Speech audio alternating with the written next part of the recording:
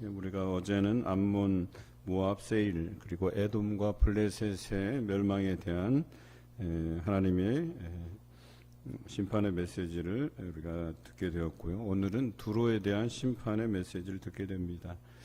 어제도 우리가 나눈 바와 같이 이스라엘의 심판을 보면서 잘됐다, 좋다 이렇게 말한 암몬을 하나님께서 철저하게 심판하시는 모습을 우리가 보았죠. 그런데 마찬가지로 두로도 오늘 성경에 보니까 2절에 나와 있죠. 그 예루살렘의 멸망을 보면서 그들이 생각하는 것은 그가 황폐하였으니 내가 충만함을 얻으리라 하였도다. 딱 그 이유예요. 참 어찌 보면 이런 말 할 수도 있잖아요. 분명히 저 사람과 내가 어떤 경쟁 관계에 있다라고 생각하면 그 경쟁자가 사라지면 자기가 잘 되겠지라고 말하고 판단하는 것들이 자유로울 수 있다 생각하겠지만 오늘 이것마저도 하나님께서 내버려 두지 않고 그에 대한 철저한 심판의 메시지를 두로에 내리는 것을 보게 됩니다. 우리 일상생활에서 이런 부분이 자주 경험돼요. 심지어는 친지들 사이에서, 친척들 사이에서도 이런 일이 있어요.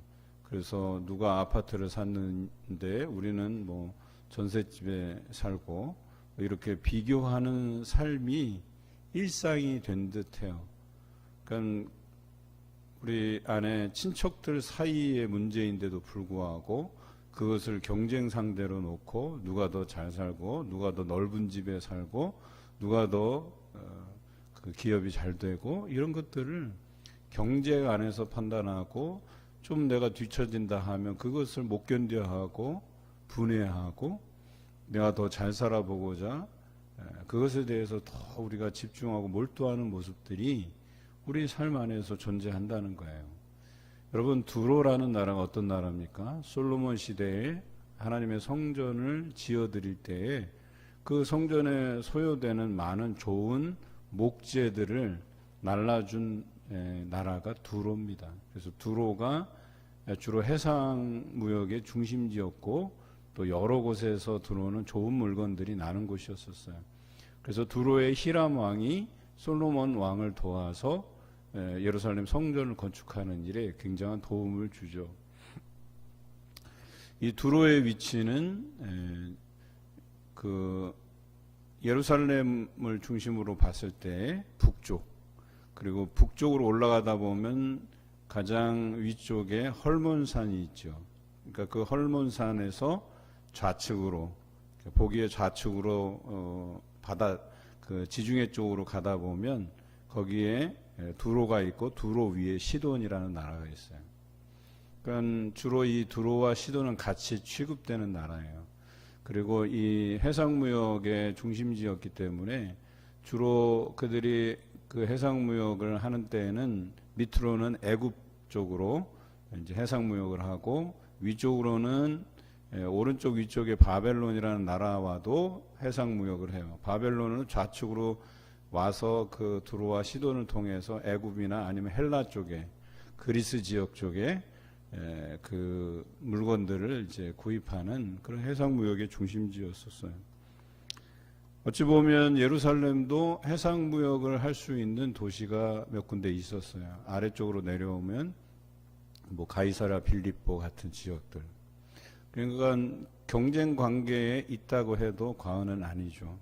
그런데 솔로몬과 그 두로의 히람 왕의 관계를 보면 경쟁 관계이면서도 상생하는 이 두 나라예요. 그래서 이 두 나라를 비교해 보면 예루살렘이 잘 되면 두로와 시돈도 잘 되고 그 다음에 예루살렘이 망하면 오늘과 같이 물론 그들의 망하는 이유가 저들이 경쟁 관계에 있는 예루살렘이 망하니까 우리가 잘 되겠지 좋다 이렇게 평가한 것 때문에 그들이 망하게 되었지만 이렇게 예루살렘이 바벨론의 포위를 당하고 나서 어려움을 겪게 되자 그 망하는 그 해에 이 두로도 주저앉게 되는 것이죠. 그러니까 이것은 하나님의 섭리 가운데 있는 사건이지만 그렇지 않더라도 그냥 객관적인 시각으로 보더라도 사람들이 평가할 때 야, 저렇게 예루살렘이 잘 됐을 때는 두로와 시돈이 번성하고, 또 예루살렘이 저렇게 망하고 어려울 때 두로도 같이 망하는구나, 이렇게 볼 수 있는 시각이었다라고 하는 거죠.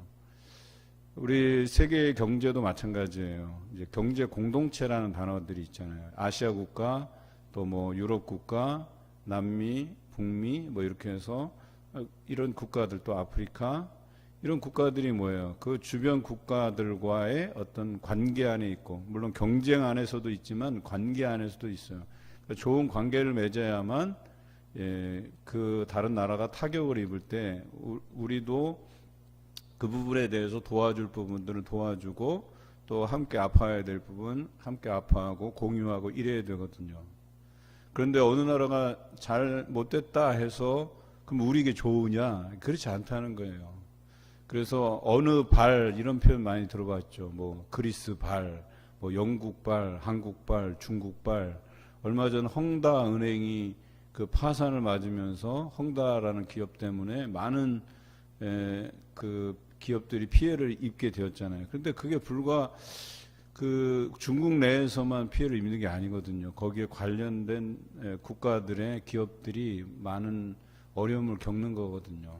마찬가지로 예루살렘이 보았을 때 예루살렘이 이렇게 어려움을 당하는 것들은 주변 국가에게도 큰 타격이었다라고 하는 거예요. 우리가 일반적으로 이것을 이제 성경적인 시각에서 볼 때는 하나님의 그 심판이 이르렀잖아요. 그리고 그 심판이 이른 것을 보고 이 나라가 어려움을 겪을 때 그 주변 국가들의 반응이 혹시나 이런 피해들이 자신에게 주어질까 두려워하는 마음으로 그 국가가 다시 재건되고 잘 살기를 바라는 마음으로 그들을 예의주시하는 것이 맞아요. 그럼에도 불구하고 이런 어리석은 일을 벌였다라는 거는 그들을 걱정하기보다는 오히려 이들에 대해서 잘 됐다, 이제 우리가 독점하겠지, 우리가 잘 되겠지 라고 하는 이런 생각을 가진 것은 공동체적 발상이 아니라는 거예요. 마찬가지죠. 우리 국가 경제도 마찬가지예요. 예를 들어서 이 균형이라는 게 있거든요. 수요하고 공급의 법칙이라는 게 있는 거예요. 그런데 이런 부분에 대해서 우리가 잘 이해하지 못하고 나 혼자만 잘 되면 된다 하는 이 생각을 가지고 했다가는 큰 사단이 나는 거죠. 예를 들어서 회사가 자기네들이 잘 되게 하기 위해서, 그래서 물건이 잘 팔리니까 야, 이거 좀 가격을 좀 더 올려보자. 그러면 가격 상승 요인이 끼치게 되는 영향이 있어요. 그렇죠. 그러면 소비자가 어때요? 물가가 오르니까 소비가 위축이 돼요. 잘 안 사게 된단 말이에요. 아끼게 된단 말이에요. 그러면 기업이 팔려고 했던 물건들이 제대로 팔리지가 않는다는 거예요. 그러면 또 물건값은 올려놨으니까 회사에서는 어떤 일이 일어나요? 노동자들이 야, 너희들 물건값 올렸으니까 그만큼 우리 임금 올려달라. 또 파업하게 되고 또 노사 간의 갈등이 일어나고 뭐 이런 것 아니겠어요? 그런데 마찬가지로 이 두로가 그 예루살렘의 멸망을 보고 안타까운 선택을 하게 된 거예요. 그들을 보고 애가를 불러 지우고 슬퍼하고 과거의 솔로몬과의 그 협력 관계들을 그리워하고 이랬어야 되는데 그러하지 않고 이것에 대해서 좋다, 잘 됐다, 나만 잘 먹고 잘 살면 된다, 이 생각을 가지고 있다가 결과적으로 망하게 됐는데, 이 심판의 메시지가 언제 들려졌냐? 26장 1절에 보면 11째 해에 그랬어요. 남유다의 마지막 왕 시드기야가 바벨론의 포로가 아니라 이제 뭐죠?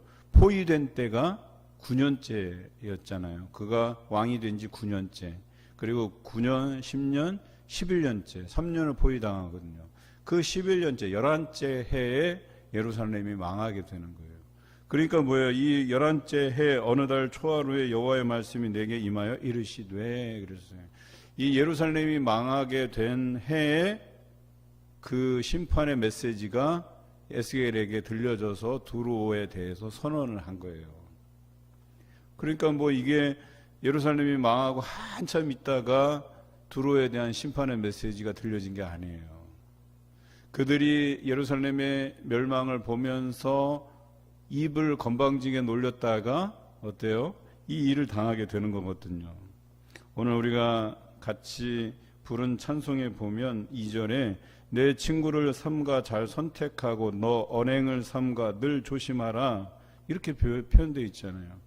여러분, 말하는 것 하나하나 굉장히 조심해야 돼요. 말하는 것이 큰 화를 불러일으키기도 해요. 말하는 것이 이 상대방의 그 마음의 상처와 비수를 꼽기도 하는 거예요. 그것으로 인해서 그것이 나에게 화로 돌아오기도 한다는 거예요. 오늘 이 두로가 그 예라고 할 수 있겠죠. 제가 즐겨보던 그 드라마라고 해야 될까요? 삼국지 있잖아요. 여러분들도 뭐 책자를 통해서 많이 읽으셨을 거라고 생각이 돼요. 저는 삼국지를 본 것만 한 수십 번은 된 것 같아요. 책자로만 해도 엄청나게 많이 봤어요. 그리고 삼국지에 대한 여러 버전들이 나오잖아요. 이 사람 이런 작가가 쓰고 저런 작가가 쓰고 그런 책들은 다 읽어본 것 같아요. 거기 보면 항상 느끼는 것이 뭐냐면 이 조조라는 인물이 굉장히 의심이 많은 인물이에요. 그러다 보니까 그 신하들을 쓰는데 이렇게 누군가를 절대적으로 신뢰하는 게 없어요.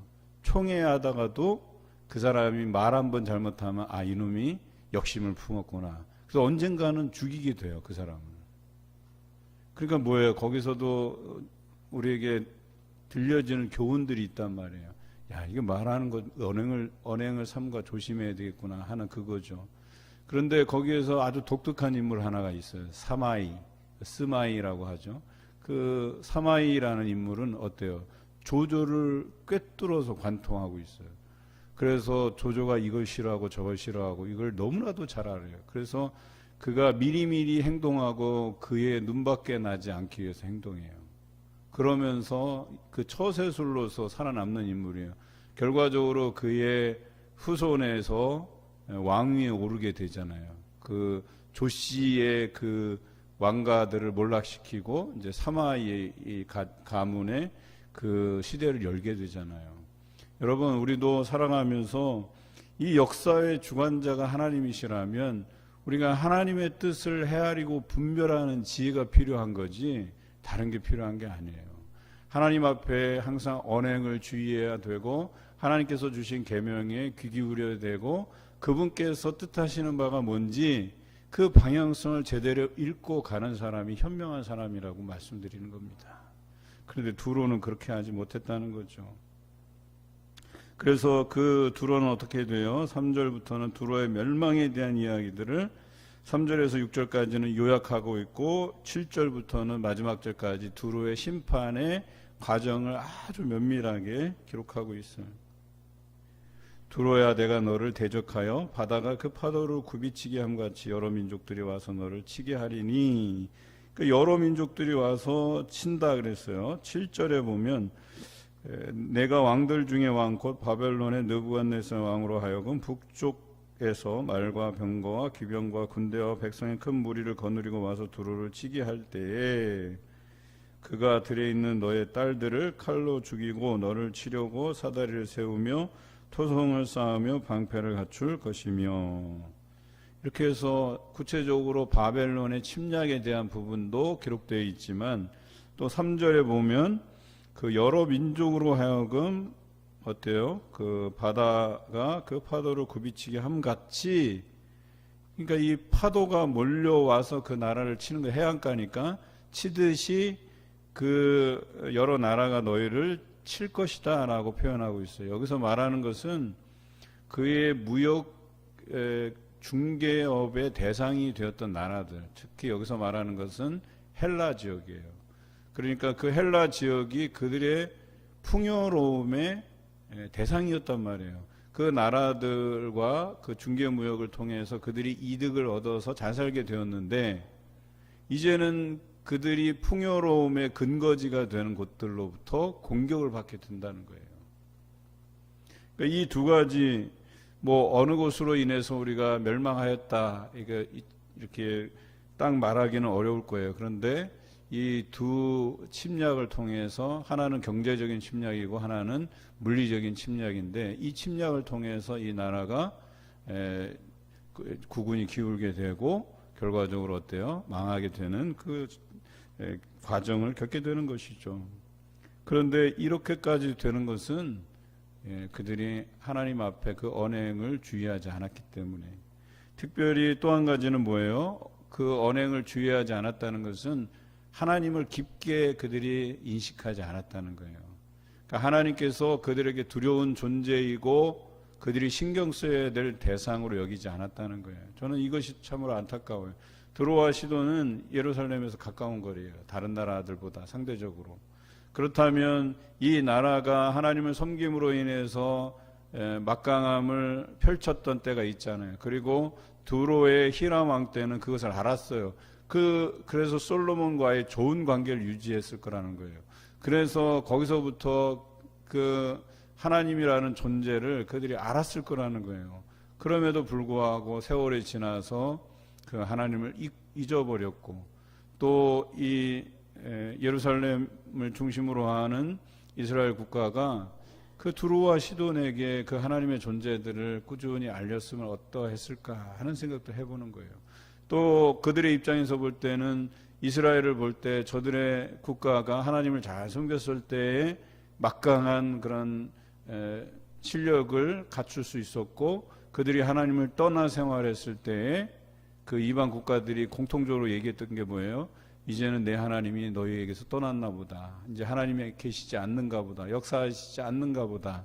이 이야기를 했던 것처럼 그들이 하나님을 떠나 살았을 때 국군이 쇠하는 것들을 보았을 텐데, 그것으로 인해서 그들이 정말 하나님께서 살아계시는구나, 이 역사를 주관해 가시는구나, 이것을 알았더라면 하나님 앞에서 조심했을 거라는 거예요. 그런데 그러지 않았다는 거예요. 4절에 그들이 두로의 성벽을 무너뜨리며 그 망대를 헐 것이며 나도 티끌을 그 위에서 쓸어버려 맨 바위가 되게 하며 라고 되어 있어요. 이렇게 그 예루살렘의 성전이 있는 그 예루살렘 성벽을 바벨론이 공격할 때도 똑같이 나와 있어요. 성벽을 뚫고 그것으로 이제 적들이 침공하게 되고 결과적으로 예루살렘이 무너져 내린 그 결론이 나오거든요. 그런데 오늘 두로의 상황도 마찬가지예요. 그렇게 견고하다고 할 만한 두로의 성벽이 뚫리고 그 망대가 헐릴 것이고 그것으로 인해서 두로가 망하게 될 것이다, 이렇게 표현하고 있죠. 똑같아요. 지금 예루살렘의 멸망의 과정과 지금 두로의 멸망의 과정이 아주 유사하고 흡사해요. 왜 이렇게 하셨을까? 그들에게 뭐 다른 방식으로가 아닌 예루살렘 성벽이 무너져 내린 것과 아주 비슷하게 그 과정을 겪고 있는 것은 뭐예요? 그들에게 본보기로 하나님께서 보여주셨다라고 하는 거예요. 우리는 저렇게까지는 아니겠지라고 생각했는데 그것과 아주 비슷하게 그들이 멸망의 과정을 겪고 있다는 것이죠. 여러분, 우리가 장담할 만한 것이 없다는 거예요. 두로가 그렇게 장담했건만 같은 시기에 심판의 메시지가 들려지고 또 같은 시기에 또 멸망을 당하게 되는 그런 모습들을 우리가 보게 되죠. 그래서 7절에 보면 바벨론의 느부갓네살 왕이라고 표현한 거예요. 이 예루살렘이 멸망받을 때에 그 바벨론의 왕이 느부갓네살이었잖아요. 그러니까 다른 때도 아닌 바로 그들이 말실수했던 그것으로 인해서 바로 심판의 메시지가 들려지고 동일하게 느부갓네살 왕에게 그들이 침략을 받게 된다, 이런 표현으로 오늘 우리가 말씀을 묵상하게 되죠. 그 뒤에 말씀에도 보면 이래요. 17절에 그들이 너를 위하여 슬픈 노래를 불러 이르기를 항해자가 살았던 유명한 성읍이여 너와 너의 주민이 바다 가운데 있어 견고하였도다. 해변의 모든 주민을 두렵게 하였더니 어찌 그리 멸망하였는고 그랬어요. 여러분, 원래 이게 정상적인 반응이에요. 두로라고 하는 이 해상무역을 중심으로 하는 나라가 다른 주변의 나라들에게는 공포의 대상이에요.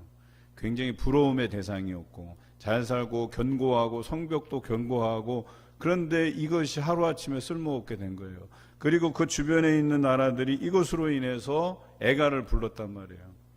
저는 이 주변의 나라들이 그래도 현명했던 것 같아요.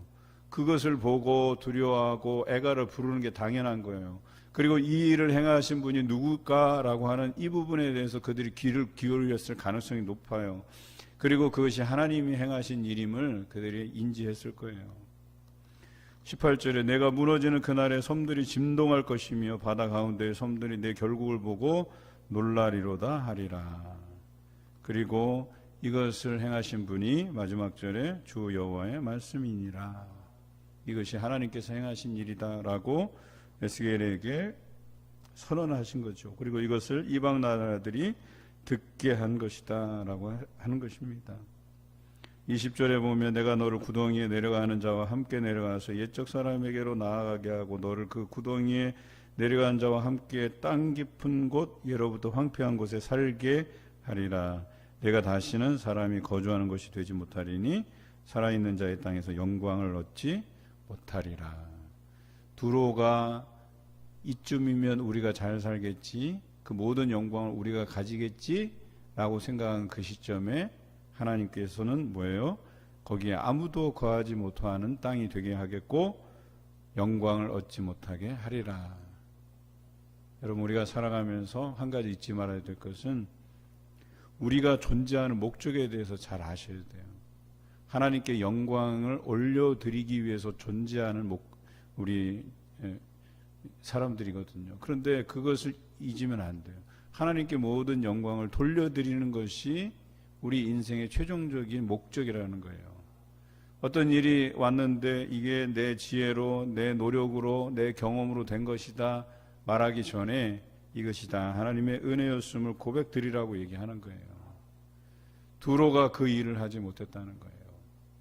그 역사의 주관자이신 하나님을 인정하지 못해서 생긴 문제예요. 오늘 우리 삶에서도 이것에 대한 인정함이 필요하다라고 하는 것이죠. 오늘 하루도 우리 모든 나날들을 주관하시는 그 하나님께 모든 것들을 맡겨가고 또 감사해야 될 부분들을 감사해 가며 하나님께 영광 드리시는 여러분 삶이 되시길 주님의 이름으로 기원합니다.